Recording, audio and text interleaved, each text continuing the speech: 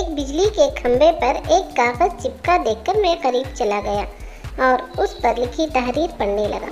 लिखा था, बराए करम ज़रूर पढ़े। इस रास्ते पर कल मेरा 50 रुपए का नोट गिर गया है। मुझे ठीक से दिखाई नहीं देता। जिसे भी मिले बराए करम पहुंचा दे, नवाजिश होगी। एड्रेस। ये पढ़ने के बाद मुझे बहुत हैरत हुई कि 50 का नोट किसी के लिए इतना ज़रूरी क्यों है। इस पते पर जाने का इरादा किया और उस गली में उस मकान के दरवाजे पर आवाज़ लगाई। एक ज़ईफ़ा लाठी टेकती हुई बाहर आई। पूछने पर मालूम हुआ कि अकेली रहती हैं और कम दिखाई देता है। मैंने कहा, माँ जी, आपका 50 का नोट मुझे मिला है, उसे देने आया हूँ। ये सुनकर बुढ़िया रोने लगी। अभी तक करीब 50 लोगों ने मुझे 50 का नोट दिए हैं। मैं अनपढ़ हूँ, ठीक से दिखाई भी नहीं देता।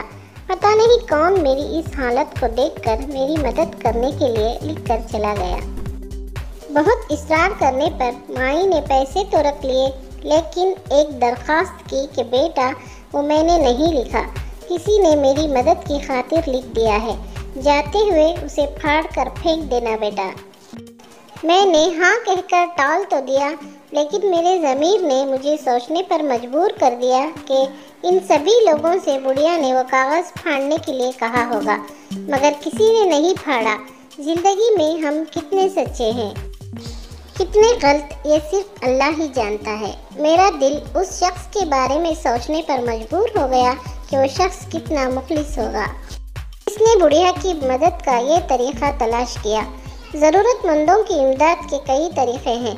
मैंने इस शख्स को दिल से दुआएं दी कि किसी की मदद करने के कितने तरीक़े हैं। सिर्फ मदद करने की नीयत होनी चाहिए। रास्ते और रहनुमाई अल्लाह की तरफ से खुल जाते हैं। अगर कहानी पसंद आई हो तो लाइक और शेयर करें। मज़ीद कहानियों के लिए हमारे चैनल को सब्सक्राइब करें। शुक्रिया।